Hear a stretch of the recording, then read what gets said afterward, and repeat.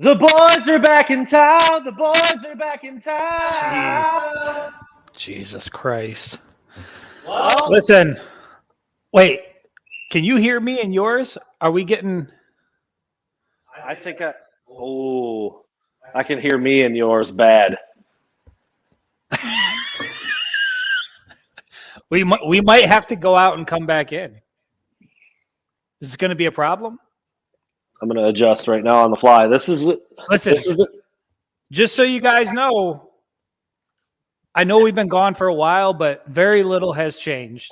A little bit late, completely unprepared. we said it. The more things change, the more they stay the same, bro.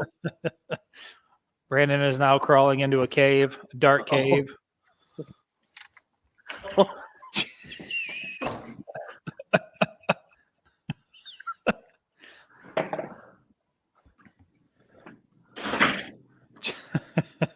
The truth of the matter is we were just at the bar drinking a few Long Islands, and they were on special. So we had to run back here, get to the Airbnb, try to put together a show as Brandon is now adjusting the lighting, the curtains in his room, trying to do whatever he can do to make this a respectable show.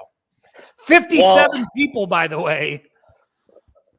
We're approaching 100. Watching this train wreck.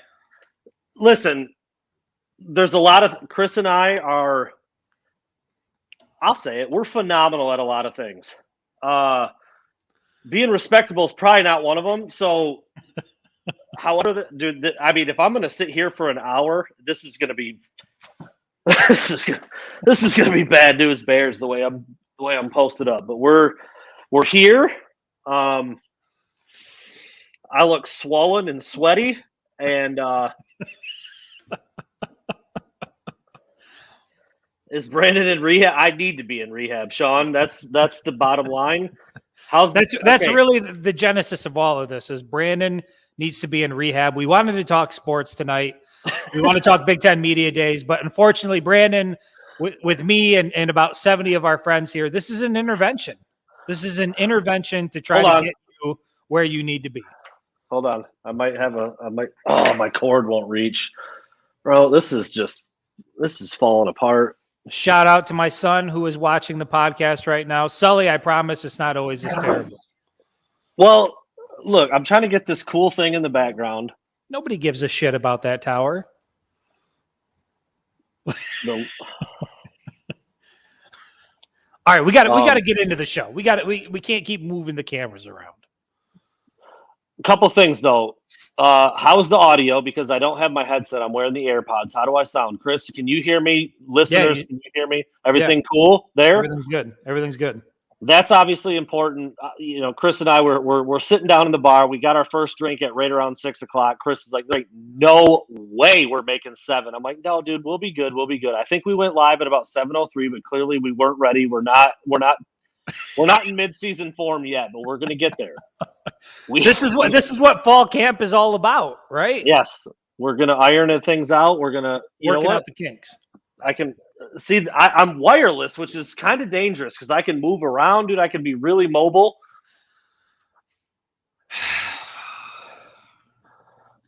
We've been live for what now? 5 minutes. Have not talked any sports yet. I think that's going to be good for lighting. There you go. Wow, it's like a whole new you, Brandon. Yeah, this is okay. Get it together. Douglas took work off for this. Thank you for that. I apologize to you and your employer. You shouldn't have done that. I don't know if this is mid-season form. I think we're usually pretty tightened up, but right now we're clearly not. Well, we're about as loose as it gets right now. Here's the deal. Our Airbnb is we are smack dab in the middle of downtown Indianapolis. I'm literally looking out the window at it's called the Gainbridge Fieldhouse now, where the Pacers play. Lucas Oil's just behind us, a couple minutes up the road. We spent the entire day at Lucas Oil Stadium today with the first 7 coaches of the Big Ten. Obviously, Michigan will go tomorrow. But this is Chris. I think we've talked about this before. You were here last year. Obviously, I've been doing this for. Oh, this is my 10th season, which that's crazy in itself. But The this last always two, the last 2 years. Don't shortchange me now. I've been here the last 2 years. two. This is my third Big Ten Media Days. This always feels like the kickoff to the season because we're mere. What is it? A week away from the players reporting for fall camp for some August of the Big 1st, Ten. yeah. Yeah, for some of the Big Ten schools who have a week 0 game, they will begin practice this week. So it's here. Like football is upon us. You start to get that feel when you're talking to the coaches, when you're talking to the players, and they start talking about camp rolling around. They start talking about the depth chart. They start talking about what practice is going to feel like and the matchups and some of the times of kickoffs. And we're going to get into a little bit of all that today with what's going on with Michigan and stuff. But it feels good, dude. We haven't done a pod in a while. You and I both said, like, what is this going to do? I forgot my tablet. I have no headset. I'm on my knees. No tablet, right no headset, no camera. About 3 minutes late. Listen, everything is exactly as it was the last time we went live, which should be comforting for the viewers. Nothing has changed. But you can see the reception. There's 100 people in here. People are. It's all caps. It's a lot of exclamation points. Let's go. Season's here. We're ready to rock. And I'm excited, dude. We know, Chris. This is one of the things we talked about today, man. Like, dude, Michigan's going to be. They're expected to be so good this year. Mel Tucker spoke today. Ryan Day spoke today. I don't know if it has anything to do with Michigan, but they do not look like the same dudes they looked like a year ago, 2 years ago. They don't look like the same dudes up there on the microphone, on the podium, on the stage, wherever they're at. They don't look like the same people. I'd like to think that's because of what Michigan is doing and what Jim Harbaugh is doing, and we'll certainly get into the Harbaugh stuff and the potential suspension. Like, that's a big part of what we're going to talk about. But the bottom line is that Michigan is freaking loaded. They're going to be favored in probably every game they play this year, and I don't know what it's going to feel like tomorrow, but I remember, Chris, I think it was the first year you were here with me when we kicked this thing off and we went to Big Ten Media Days and we heard all this talk about the culture in Michigan, this, and that we just feel great. We feel, and like at that time, you and I both were like, is this like real or is this lip service? Like, what is this? And now, dude, we know what it is, and this team is poised for some potential greatness in 2023. Yeah, it's actually, for me, it's kind of funny looking back on that first Big Ten Media Days, at least while you and I had teamed up. That was the time that Jim Harbaugh went to the podium. It was going into the 2021 season, and he said the infamous, "We're going to do it or die trying." We want to beat Michigan State. We want to beat Ohio State. And then he paused for a minute, and he sort of looked off into like the distance as he often does. And, I don't know what the hell you're doing over there, but it's throwing me off.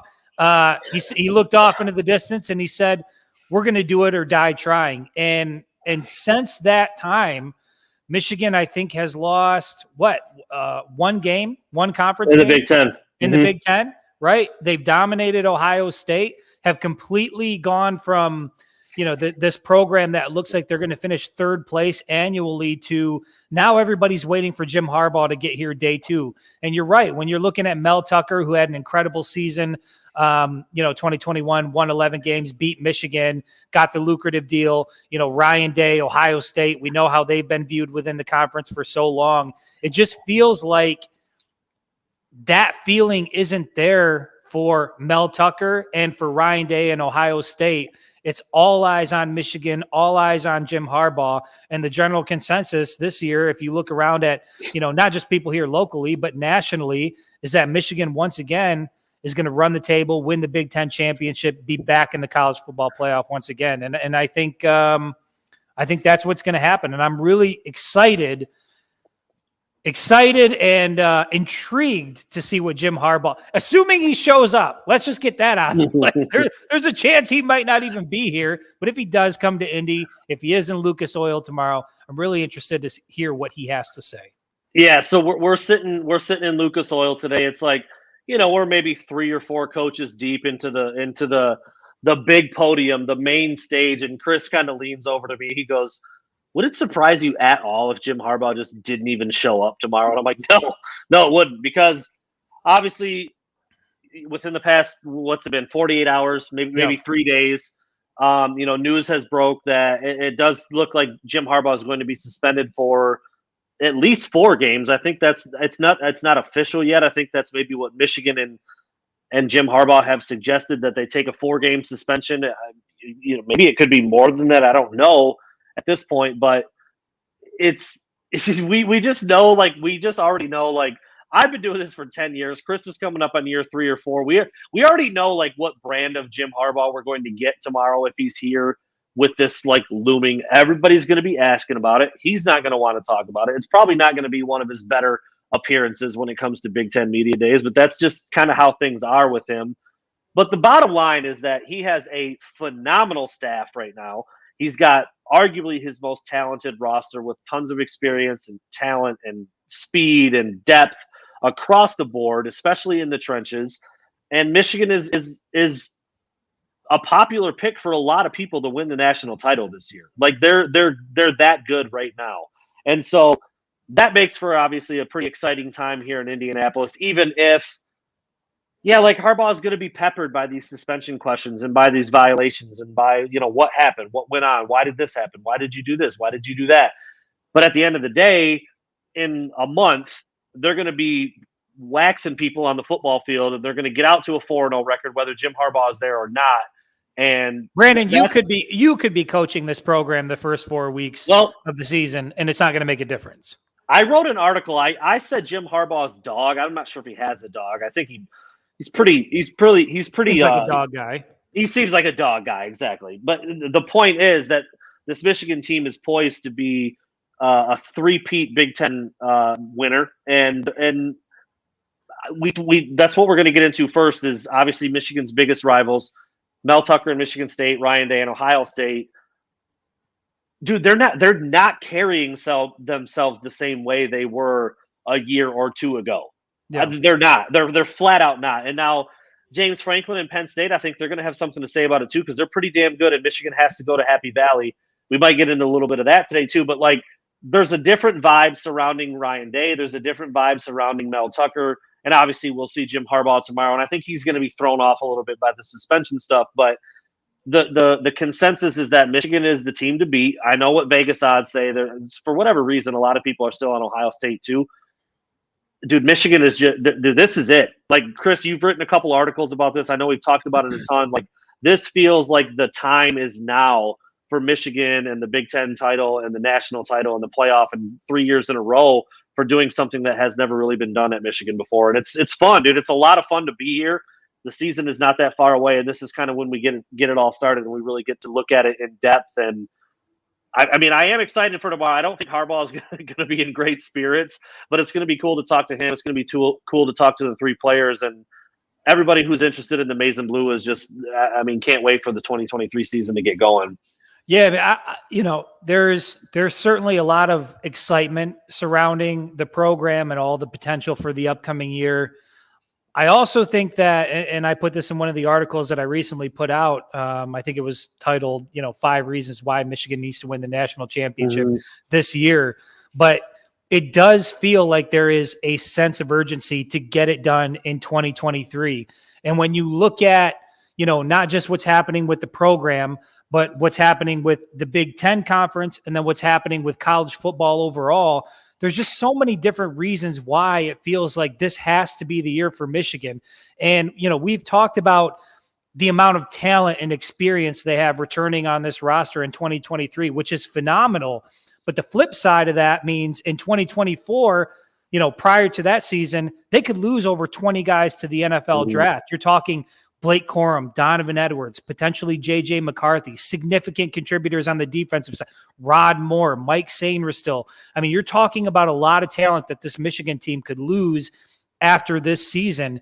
And then within the Big Ten itself, obviously we know that expansion is happening. USC, UCLA are going to be part of the equation. Doesn't necessarily mean that Michigan's going to be at a disadvantage, but you got to play UCLA, you got to play USC. It's going to make things more difficult moving forward. And then obviously the biggest one with college football is the playoff expansion, going from 4 teams to 12 teams.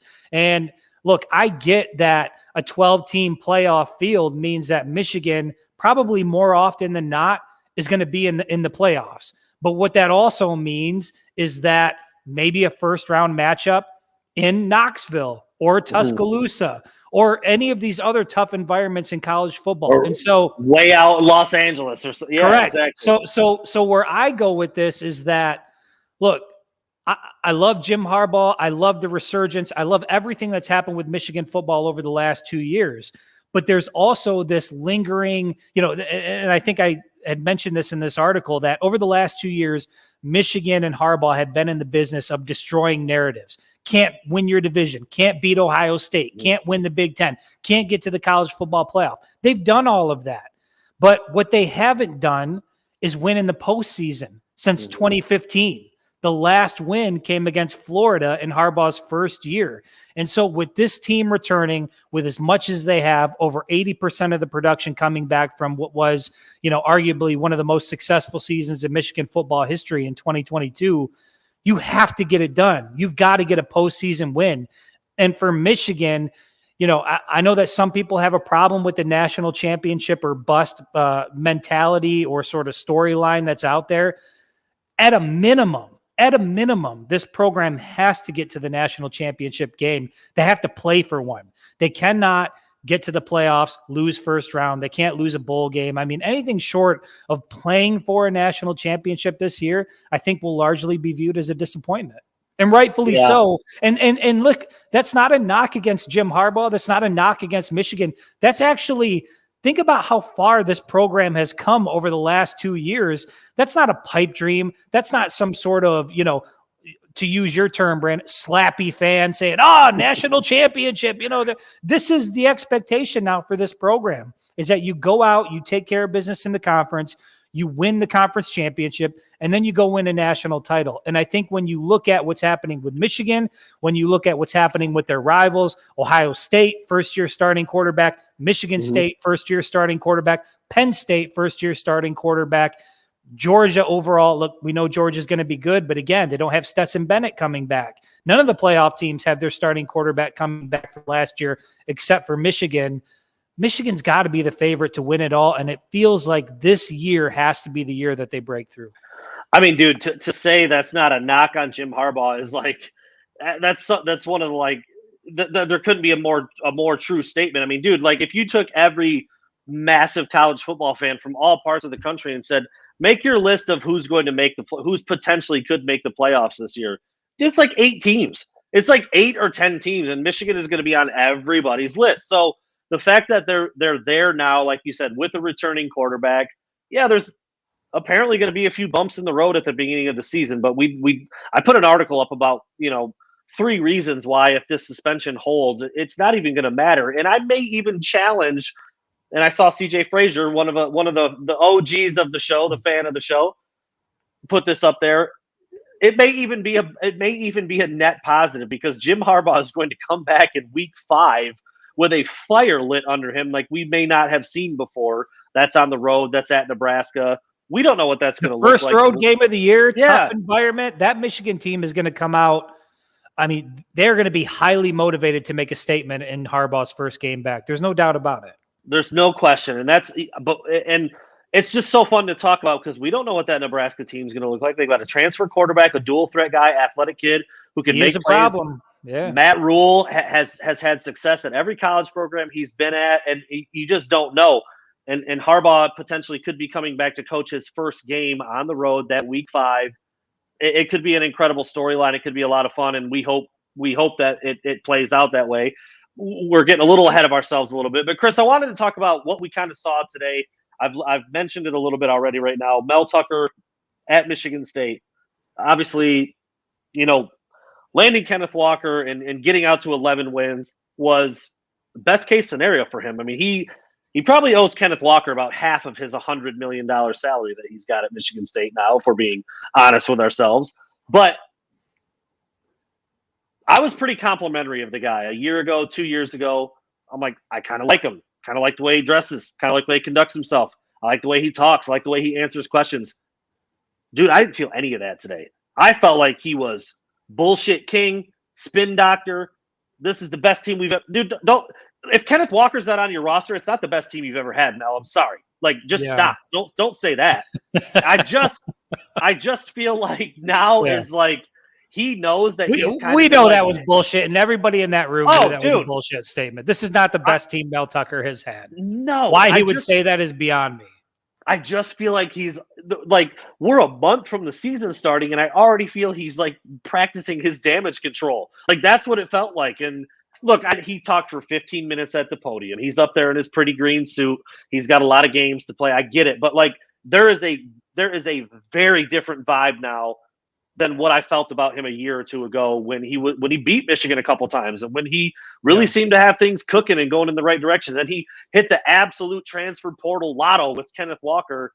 And I just feel like he's so far removed from that right now. And I couldn't get over that listening to him talk today.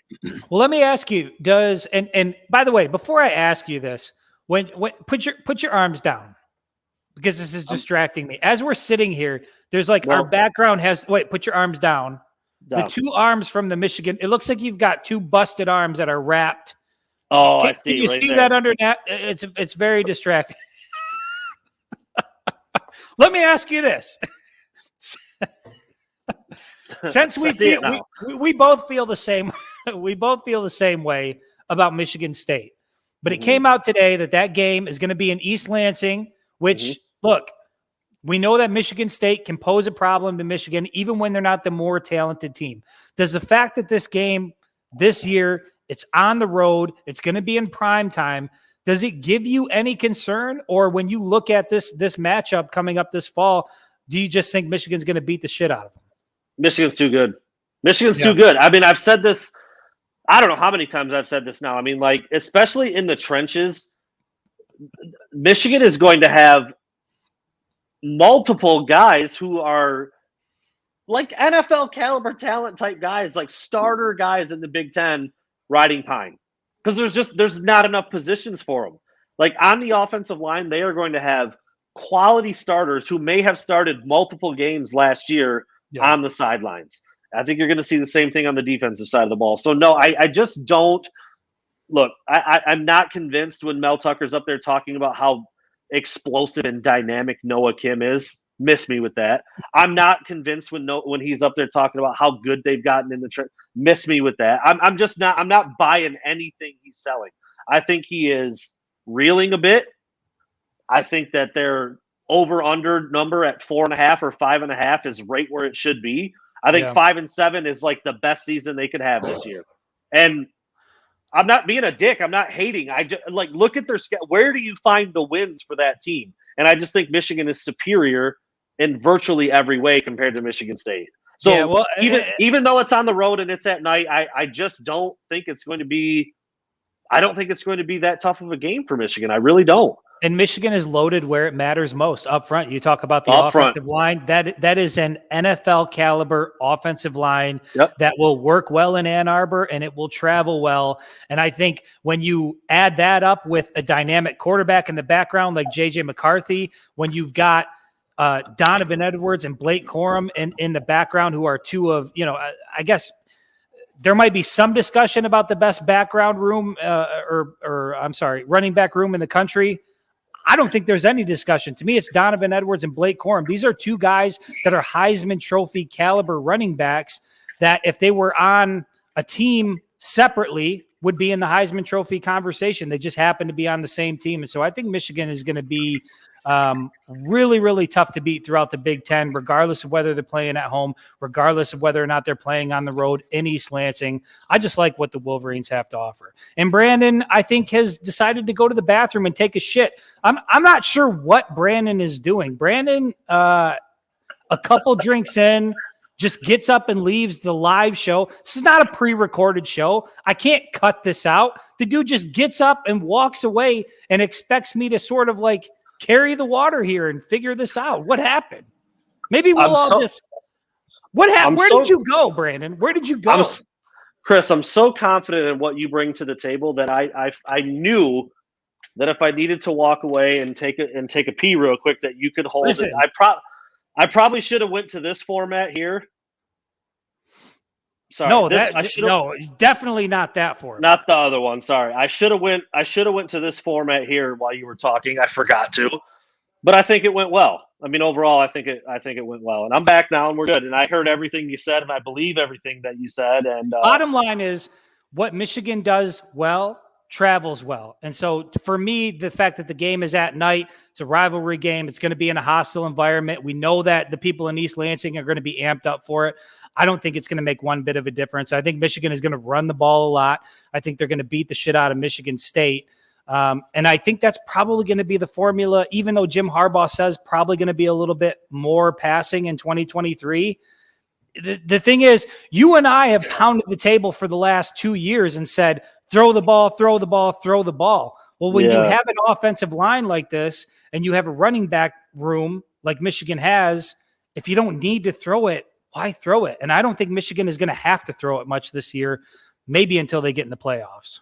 I was going to say, dude, for, oh man, what was 6 or 7 weeks straight last year, you and I probably both, we would talk after the game. Can we please throw the ball? Can we please throw the ball? And it's just not necessary. And that's one of the things I leaned on in the article that I wrote about. You know, if Jim Harbaugh does end up missing 4 games, obviously the first 3 non-conference games, far inferior opponents.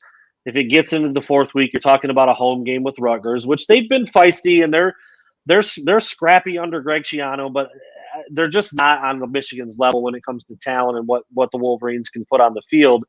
Dude, just turn around and hand the ball to Donovan and Blake 65 times, and you're good. You're going to win.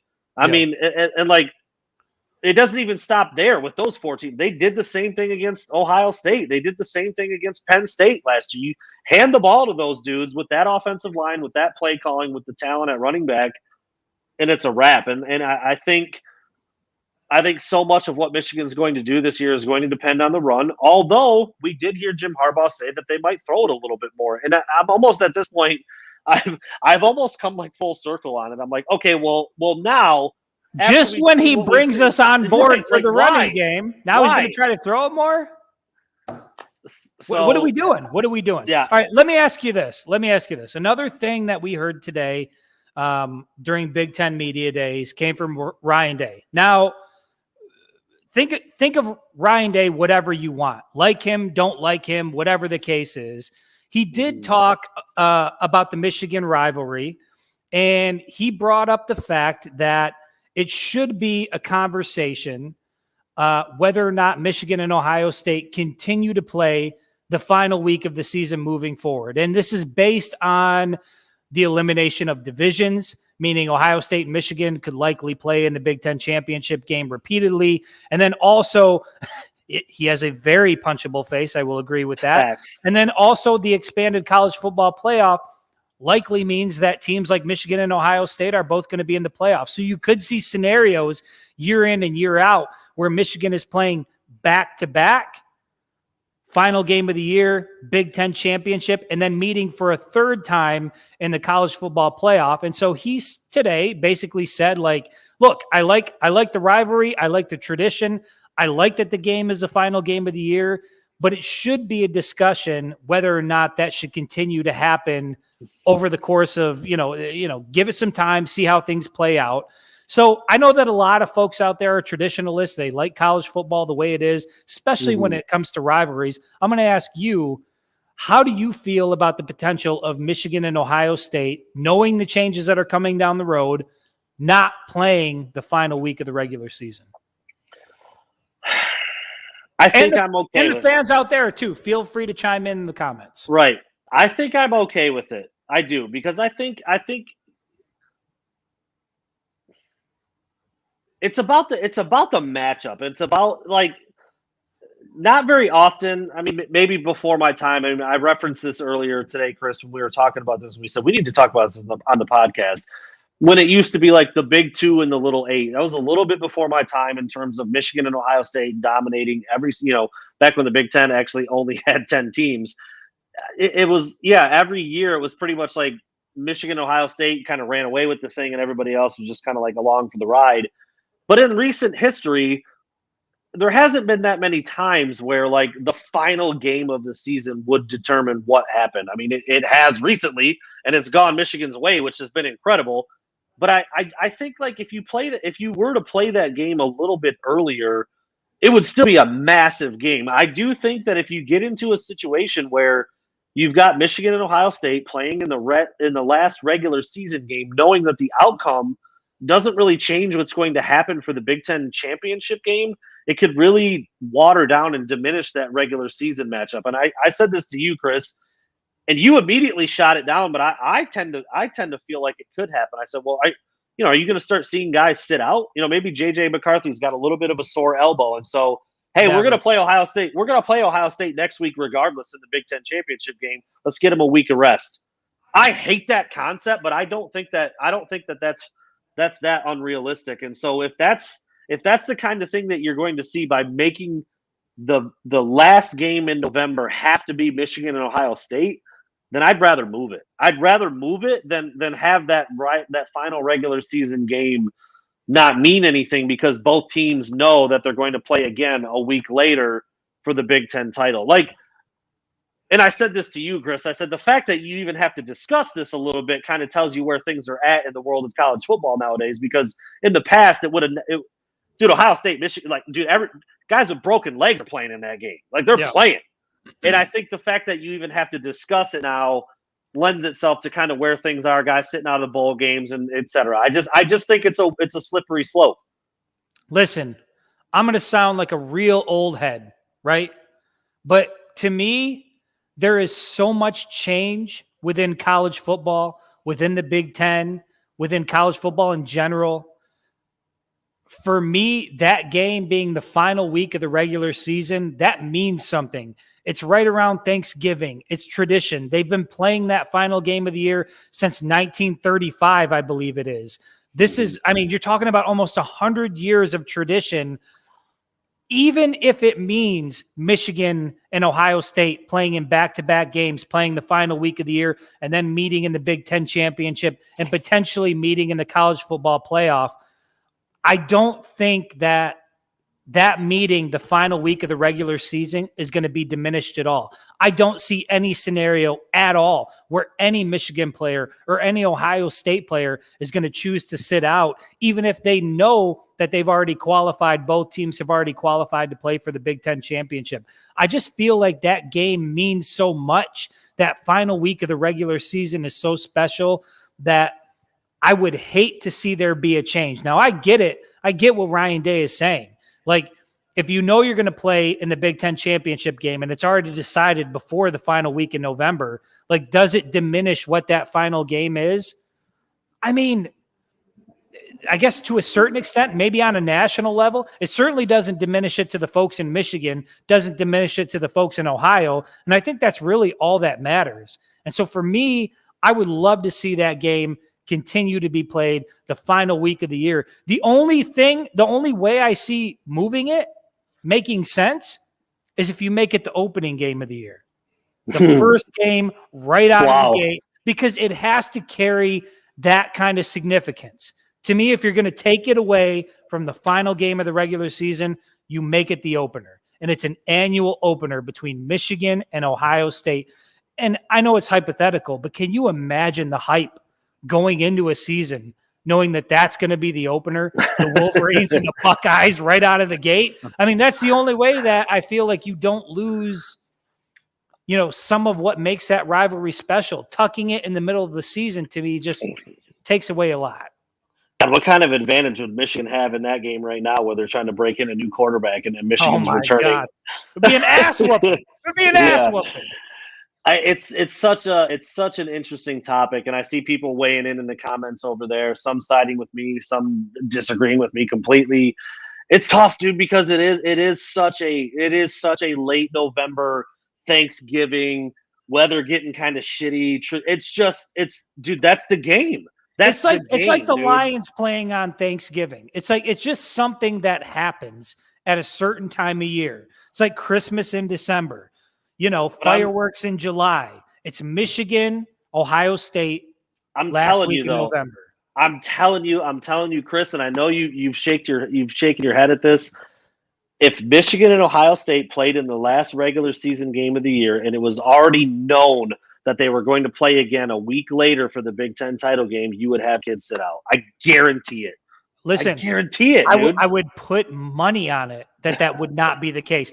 These guys care too much. Listen, if it was Michigan State, maybe. If it was Notre Dame, maybe. But you're not going to have guys sit out Michigan, Ohio State. You're not just talking about the greatest rivalry in the Big Ten or even in college football. You are talking about the biggest rivalry, arguably, in all of sports. This is Lakers Celtics type stuff. Like, this is what these guys go to this university for. They're not going to sit out an opportunity to play in that game. This is a legacy game. You keep it that final week of the year. And look, if Michigan and Ohio State meet the next week, good. Then it's I felt that way this last year when people were saying, will Michigan have another chance to play Ohio State in the college football play in the national championship? It would have been. I would have welcomed it. I would have loved it. There were some people that wanted Georgia. They were like, nah, we already beat Ohio State. We want Georgia this time. No, I want to beat Ohio State as many times as we possibly can in one season. And to me, I don't care if it occurs back-to-back weeks, final week of the year, and then Big Ten championship. Let's make it happen, man. To me, that's how it has to be. It's so funny, dude. You look at the comments, you see people like, Brandon's right, he's got it. And then the next one's like, no way a kid would ever say. I don't know. I think there's the potential for that to happen. It's such a weird concept to think about Michigan State, Ohio State playing, then playing again, and then maybe even playing again. Like when you get to the 12-team playoff. Listen, I love the 12-team playoff. I love that they're getting rid of the divisions.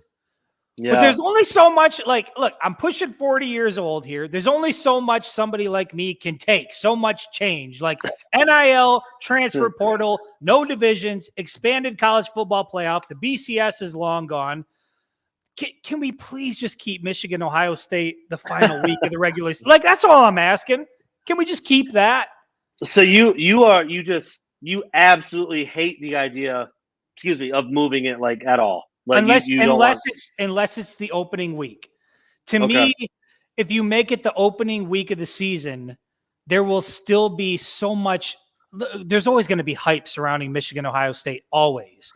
But there's something about opening week in college football, and there's something about final week in college football. And I think if you don't have that game on either one of those, you're doing a disservice to, like I said, what is arguably the greatest rivalry in all of sports. It deserves that type of platform.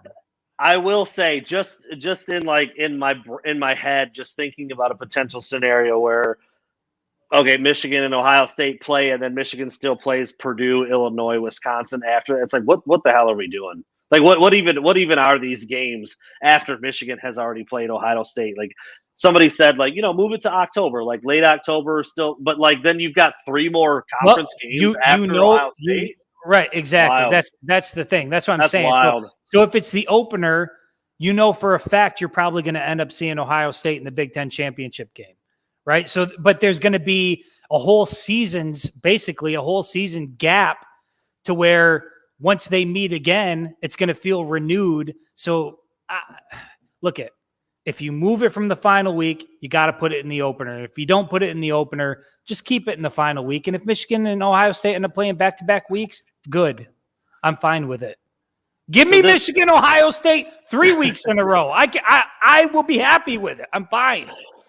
So I just wanted to address this question real quick because, Chris, you put up a video on the Facebook page, I think, that was just like a cut-up of us talking to Blake Corum, J.J. McCarthy before he ever played a game at Michigan. It was his freshman year. Yeah. Roman Wilson before he had these long touchdowns. But Chris Hinton before he was an NFL guy. Like all these, and I texted you immediately. I was like, bro, I was so excited watching those player interviews that we did a couple seasons ago that I think we need to bring them back. So Darren, Chris and I haven't formally talked about this, but it definitely feels like it's something we want to do a little bit more of. And I wanted to give a shout out to Little Dev too. I mean, I don't know if Dev is that's the short nickname or whatever that is, but I like that. I like the question. I like the shout out to the little one. So I wanted to address that because Chris has done a really good job of with the photo shoots and the photography stuff done on the field of kind of putting these different relationships together with the players where we can pretty much hit up I mean, dude, I feel like you could reach out to just about any of them and they would come on with us. Almost. Well, I mean, like there's been a few that have been a little tricky, but let me say this: the only reason that we haven't had them on is I just haven't asked. we haven't done it. Yeah. Right. That's it's not, we get caught up in what we're doing.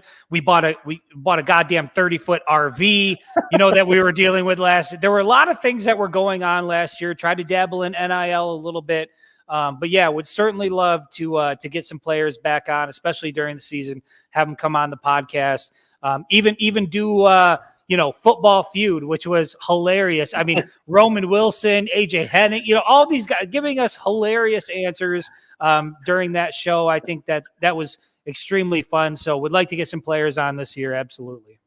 If you had forgotten about it, Chris Hinton said that he goes pee with his eyes closed, which was still one of the best. The Football Feud, which is a spin on Family Feud. We called it Football Feud, but we did the same thing with the players.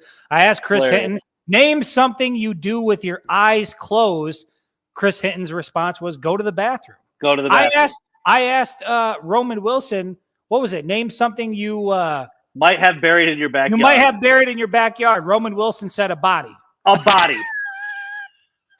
Like, what are we doing? JJ McCarthy on the podcast talking about the probability of aliens existing for about a half an hour. Which, by the way, I mean, I don't know if you paid attention to the national news at all today, but the aliens are here. We've got the bodies. We've got the vehicles. It's all here. So, I don't know if you missed that, but you might want to go on Google, Yahoo, type it in, look it up. What was done today? In Congress. I don't want to get too far off the beaten path, but the aliens are here. We've got the bodies. We've got the vehicles. JJ McCarthy was right. Don't get Chris going on the aliens. We'll be here all night, dude. You want to talk about the pyramids? You want me to tell you how the pyramids were built? Jesus. I'll take the headsets right out, dude, and just go. Let me tell you about the pyramids. We'll go right to this format for a solid 30-35 minutes. Do you really think they could put all those blocks up there all by themselves? Good Lord. All right, let's shift a little bit, Chris, to we touched on it. We've talked about it. It's been in the news. It's been all over the place. We've had multiple articles on Wolverine Digest about it. The Jim Harbaugh suspension, which is not official yet. Apparently all over a hamburger? Hamburger? This is what I was going to get into, okay? You're talking about a burger. You're talking about potentially observing some recruits on a Zoom, maybe some recruits stopping by campus when they weren't really supposed to. Look, at the end of the day, I wrote about this in the article. Like, this isn't even a big deal. First of all, like, so many programs have broken so many more rules in a much more egregious fashion than this that it's kind of crazy that Jim Harbaugh is even going to be suspended. But even if he is suspended, this isn't the kind of thing that other programs are going to be able to use against him in terms of like negative recruiting. Because if he did do all of these things, all he really was doing was trying to like help out recruits. So it's not even like recruits aren't going to look at this and be like, damn, I can't believe he did that. Like, why would he do that? Why would he do that? Now, if he was a little less than forthcoming or kind of, tried to cover some things up or wasn't exactly 100% honest with the NCAA during the investigation, so be it. That might be what the suspension really comes from. But the initial rule breaking, the initial violations were like nothing, dude. They were nothing. Like, they were just flat out nothing. And, like, it's so weird. Jim Harbaugh is going to be peppered about this stuff tomorrow. I'm sure he's going to love that. We've already talked about that as well. But at the end of the day, you've got Michigan playing East Carolina. You've got them playing Bowling Green. You've got them playing Rutgers. You've got them playing – who's the third non-conference opponent? It's slipping my mind right now. Bowling Green, East Carolina. Bowling Green in prime time. Bowling Green, East Carolina. Who's the third non-conference opponent? I can't even think of it right now. And then Rutgers starts off Big Ten play. It doesn't matter. There's my point. They're going to go 4-0 in those UNLV. 4 games. There you go. The fan. Okay. Thank goodness for the fans that tune in.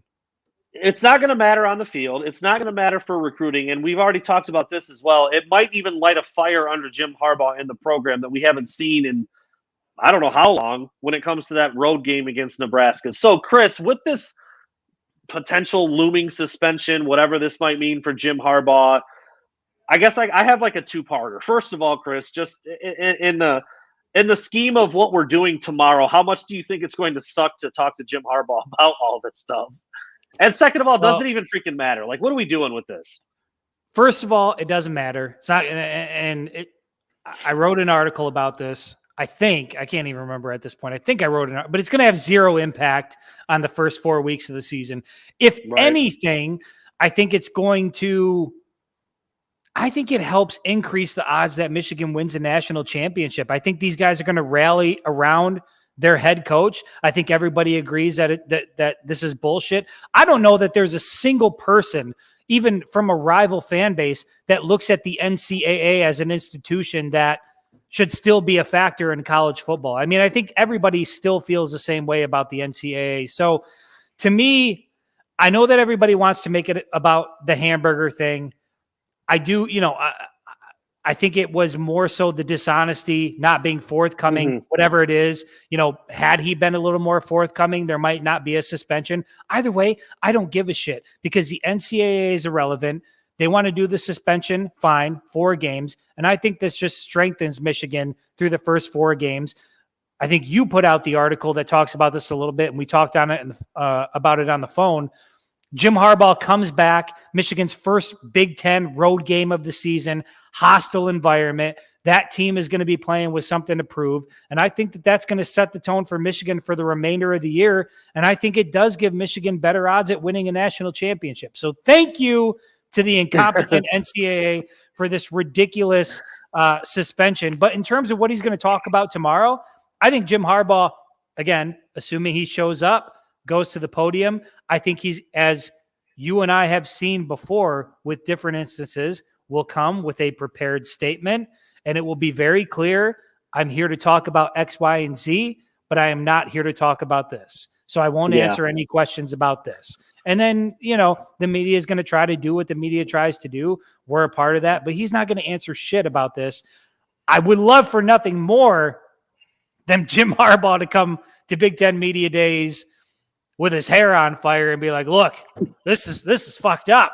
Here's what happened here, and here's what happened here, and just go off on the NCAA. I don't think it's going to happen. I think he's going to, it's going to be a prepared statement. He's not going to say anything. It's going to be very vanilla. How sick would it be for Harbaugh to sit down at the podium and just pull out and just start pounding a cheeseburger? Bring burgers and fries. Sit down at the podium, bring burgers and fries, and just talk shit about the NCAA the entire time he's there. That would be phenomenal. And I wouldn't put it past him, but I think it's more realistic that it's a prepared statement. He's not going to talk about it. And then everything else, like I said, is going to be pretty vanilla. Yeah. So it's interesting. Mark Schenk, thank you for the comment, brings this up. I've seen a decent blend of a lot of Ohio this. State and Michigan State fans saying, like, I hate Jim Harbaugh with every fiber of my being, but this is ridiculous. Yeah, but okay, listen, who is amount of that? I know I'm not going to pronounce this guy's name right because I'm not really sure who he is, and he's pretty irrelevant. Dan Dakich? Dan Dakich. How the hell this guy is a complete Looney Tune. Have you seen his social media over the last 2 days? He is campaigning for Jim Harbaugh to be fired. Jim Harbaugh did this. Jim Harbaugh lied. Jim Harbaugh hired racists. Jim Harbaugh needs to be what? Like, where are these people coming from? So Dan Dakich, Chris, I mean, you've been pretty outspoken that for a while you didn't follow college basketball that much, but he played for Indiana under Bobby Knight. He was a head coach at Indiana he had a cup of coffee as a head coach at Indiana, I believe. And his son Andrew Dakich played at Michigan for John Beilein. So, like, he used to be, I think it was ESPN. I think he was an ESPN announcer. He used to call games. And, like, I don't know what his beef is with Michigan. I don't know why he's jumping all over Harbaugh and saying all these things about him. Like, dude, just go suck something somewhere, Dan. Like, what are you doing, dude? Like, what is this? Wild. It's wild. I don't understand the people that, they want to equate it to, Jim Tressel or Urban Meyer or some of this other shit. Like, it's not the same thing. And for as much as, over the last couple years, even looking at Harbaugh's first 6 years, the first 5 years, the losses to Ohio State, the things that were frustrating, not once did I ever view him as like a bad guy or bad for college football or bad for the team. I think Jim Harbaugh is about as good of a college football coach as you could ever hope to find. It's in his DNA. He's a football guy. He's a family guy. cares about the program, obviously knows how to develop leaders. This idea that he should be wrangled in with guys like Jim Tressel and Urban Meyer, it's insane to me. But I think it's coming from the fringe people on social media, because to your point, even the most, hardened Spartan fans and Buckeye fans are coming out saying, look, the NCAA doesn't give a shit about what's happening down in the SEC. And, Nick Saban buying his players like Hellcats and all this other shit, not buying them, but leasing them, whatever the hell it is, all this other stuff that goes on around college football. And this is what you're worried about. But again, if he wasn't honest, if he wasn't forthcoming, and the NCAA wants to make an example out of him, so be it. It's not going to make a damn bit of difference the first 4 weeks of the season. And like I said, if anything, I think it strengthens this team. When Harbaugh comes back, he's going to be highly motivated to be on the sidelines. His players are going to be highly motivated to play with him. And I think it sets the stage for Michigan to make a really big run in the second half of the season. I've been as critical of Jim Harbaugh as anybody in this industry, and I've never once challenged his morals or his honesty or how he goes about. That's never been in question. It was just about losing on the field to Ohio State and in the postseason, bowl games, things like that. I really think he values those things a lot. He's a family guy. He's super close with his father. He has 1,000 kids that he wants to raise, right? Like that's never been an issue with Jim Harbaugh. So to go out on social media when you have a pretty big following like a Dan Dockich, again, who had a son who played at Michigan, and dude, call Jim Harbaugh a liar and a cheater and it's ridiculous. It's totally unfounded in my opinion, dude. I don't understand that at all. I don't know what he's trying to do. I don't know if he's trying to be relevant. It looks like a guy, and that's what I was going to say. It looks like a guy who's trying anything he can to be relevant, because people are sharing it. People are talking about. We're mentioning his name on the podcast, so that's one way to be relevant. And be an asshole, and people will talk about you enough. But to me, they bring up the Shemi Schembechler thing. He hired a racist. Well, they also fired his ass after a week after they found out. Now, was it poor management on Michigan's part in terms of not vetting, not looking, not checking? Yes, absolutely. But when push came to shove, they did the right thing and they got rid of the dude. Got rid of Matt Weiss pretty damn quick. Correct. So these false equivalencies of trying to compare it to Jim Tressel or Urban Meyer, for God's sake, who look. Nobody's going to deny that Urban Meyer knows how to go out and win college football games, right? Probably one of the greatest college football coaches of all time in terms of just wins and losses. But in terms of being a person, a human being, like a good human being, Urban Meyer probably not very high on the list. And the fact that that people want to lump Jim Harbaugh into that, it's crazy to me. It's wild. Yeah, it was. I feel like false equivalencies. I think I spelled that. Wow. That was huge. Did you bold that? Did you increase the font? False. I just wanted to put out there for everybody that Chris Breiler, by the way, just used that. That's a big term. That's a big term. It's a big phrase to use. But if anybody thinks that Chris used that incorrectly, let us know in the comments. I'm not positive on that. It's a false equivalency. I had to think about it pretty hard. It's a false equivalency. I think I spelled it wrong too, but anyway. Jim Tressel was fired because of X, Y, and Z. Urban Meyer was forced out because of X, Y, and Z. Has nothing to do with what Jim Harbaugh is being accused of or what he actually did. It's apples and oranges. It's not even near the same thing. And the fact that people want to draw comparisons between those, to me, it reeks of desperation. And going back to your point earlier, I've seen a lot of Ohio State fans, Michigan State fans from college football and college in general come out and say the NCAA is a complete joke. And this is what they want to focus on. Fine. Yeah. Well, let's wrap it up with this, Chris. Thank you, Lydia. I appreciate that, Lydia Goldman. We will be seeing Mike Sainristil, Chris Jenkins, and Blake Corum tomorrow, along with a disgruntled Jim Harbaugh, I presume. And there's going to be a lot of talk about the suspension stuff, and there's going to be a lot of talk about what went on. And I don't know. I don't know if what Matt is this? Well, hold on. I want to ask about this from your average fan, because I saw this show up on Twitter. obviously, I was on the road today. I didn't listen to the radio show. What did Valenti say about the Michigan State thing? Because I've seen some people now talking about this on Twitter saying, what was it?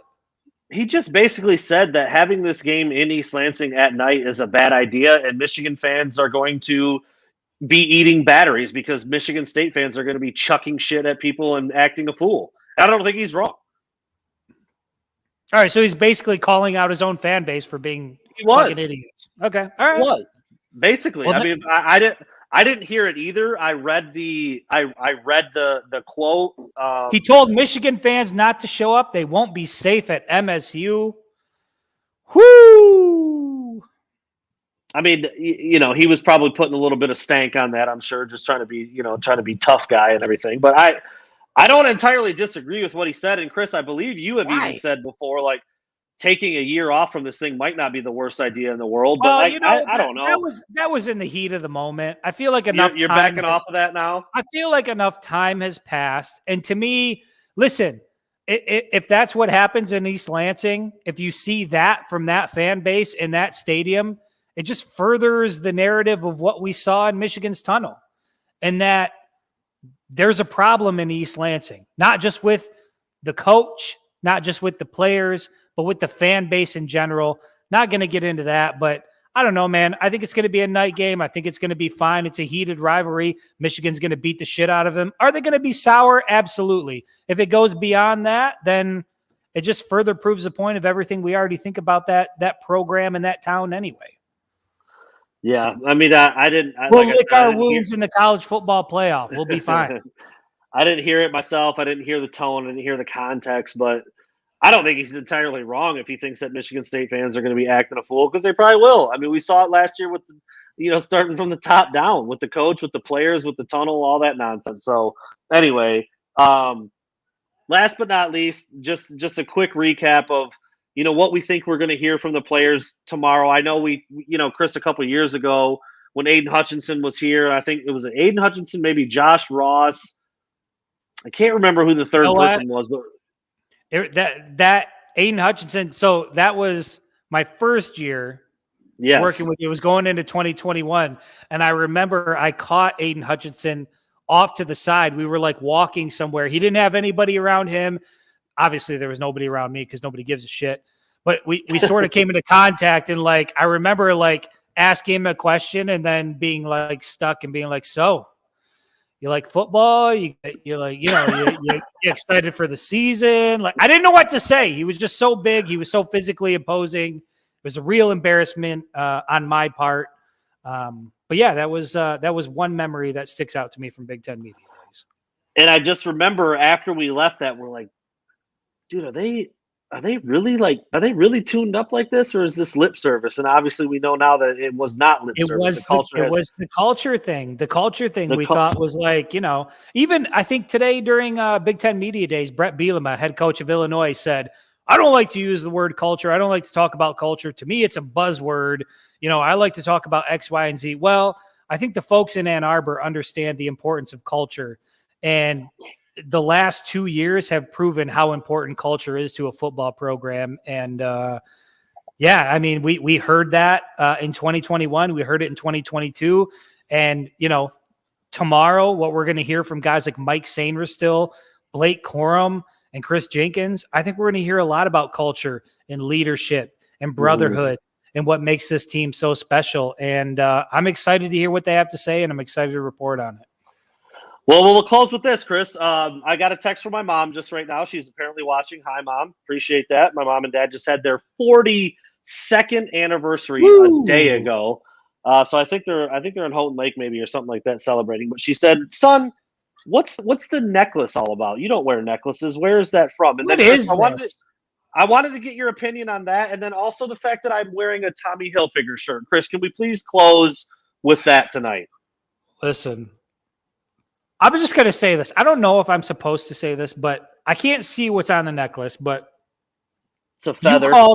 You called me not too long ago, and you told me that you purchased some turquoise.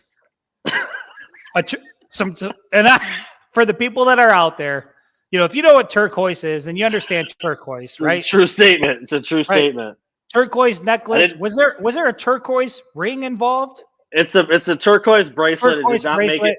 So it did listen, not make it with me to Indianapolis. Your mom might be surprised by the necklace. To me, I'm not surprised at all. Once I knew you were rocking turquoise, all bets are off. Brand. All bets are off. Brand.